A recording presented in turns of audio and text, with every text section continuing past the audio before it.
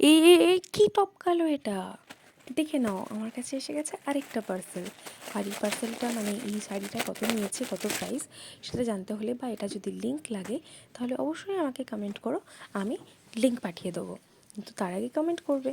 আর এই শাড়িটা খুবই অল্প প্রাইসেই আমি নিয়েছি, মিশোর থেকে নিয়েছি, এবং শাড়িটা যদি লিঙ্ক চাই তাহলে অবশ্যই কমেন্ট করো, আমি পাঠিয়ে দেবো।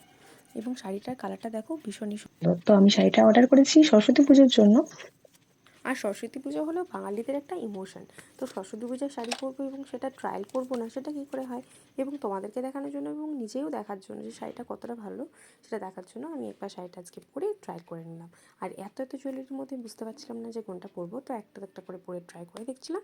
এবং তোমাদের ভিডিওটা কেমন লাগলো এবং শাড়িটার কালারটা কেমন লাগলো বা শাড়িটা পরে আমাকে কেমন লাগছে অবশ্যই কমেন্ট করে জানিও। আরেকটা কালারের শাড়ি এসেছে, যেটার ভিডিও আমি তোমাদের সাথে পরে শেয়ার করবো, এবং আমি ওই শাড়িটাই রেখেছি এবং এই শাড়িটা রিটার্ন করে দিয়েছি।